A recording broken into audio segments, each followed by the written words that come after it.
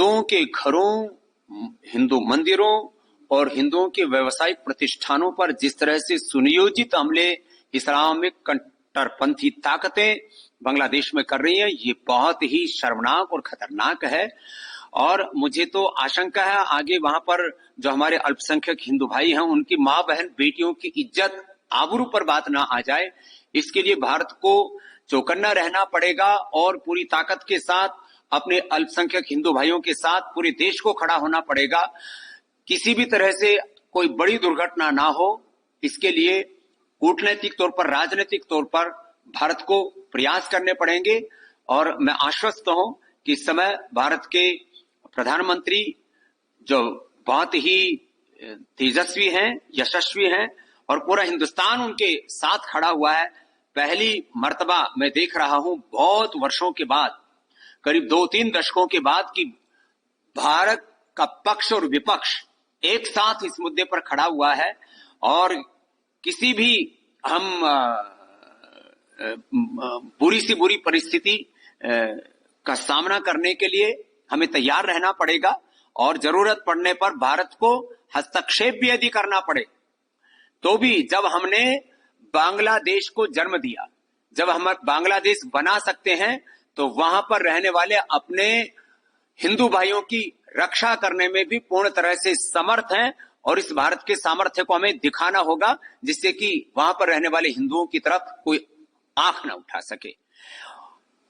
और दुर्भाग्यपूर्ण तो यह है कि जिस तरह की दुर्घटना और जिस तरह का विद्रोह, बगावत बांग्लादेश में, ऐसे ही बगावत हिंदुस्तान में हो जाए। ऐसे कुछ राजनीतिक लोग, कुछ ऐसे सोशल टेररिस्ट, कुछ रिलीजियस टेररिस्ट, कुछ ऐसे यूट्यूबर्स मंसूबे पाले बैठे हैं कि भारत में भी जाति के नाम पर, आरक्षण के नाम पर, संविधान के नाम पर वर्ग भेद और अलग अलग मजहबी उन्माद ऐसे पैदा कर दिए जाए कि भारत की एकता, अखंडता और समृद्धता खतरे में पड़ जाए और बांग्लादेश जैसी एक बगावत की स्थिति हिंदुस्तान में पैदा हो जाए। ऐसे जो मंसूबे पाल करके बैठे हैं, ऐसे जो लोग वीडियो अपलोड कर रहे हैं और देश के सड़कों से लेकर के संसद तक में जो इस तरह के विघटनकारी जो कुत्सित प्रयास कर रहे हैं, उन लोगों को हमें सख्ती के साथ रोकना पड़ेगा। कितनी बड़ी पूरी दुनिया में जैसे यहूदी लोगों पर कोई अंगुली नहीं उठा सकता, क्योंकि पूरी दुनिया के यहूदी एक है, ताकतवर है। ऐसे ही पूरे हिंदुस्तान के 100 करोड़ से ज्यादा हिंदुओं को एकजुट रहना होगा और साथ ही साथ इतना ताकतवर बनना पड़ेगा। जब मुट्ठी भर यहूदी लोग ताकतवर होकर के और यूनाइट होकर के पूरी दुनिया में अपने आत्मसम्मान और स्वाभिमान की रक्षा कर सकते हैं, तो हम हिंदुओं को भी एकजुट होकर के अपने 100 करोड़ से अधिक हिंदुस्तानियों की और जो पूरी दुनिया में हमारे करोड़ों हिंदू जो अल्पसंख्यक हैं अलग अलग देशों में, वो भी करोड़ों की संख्या में, उनकी भी हमें रक्षा करने के लिए संगठित रहना पड़ेगा, प्रतिबद्ध रहना पड़ेगा और पूरी ताकत के साथ राजनीतिक तौर पर, राष्ट्रीय तौर पर और वैश्विक तौर पर उनके साथ खड़ा होना पड़ेगा। सरकार को हस्तक्षेप करना चाहिए।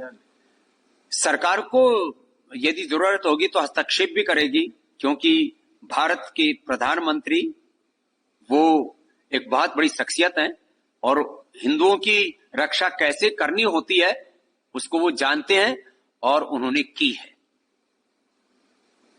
विनेश फोगाट हरियाणा की छोरी है और उसकी में वो ताकत है कि उसने अब एक विजेता की तरह बहुतों को पटकनी दी है और सेमीफाइनल में पहुंच गई है।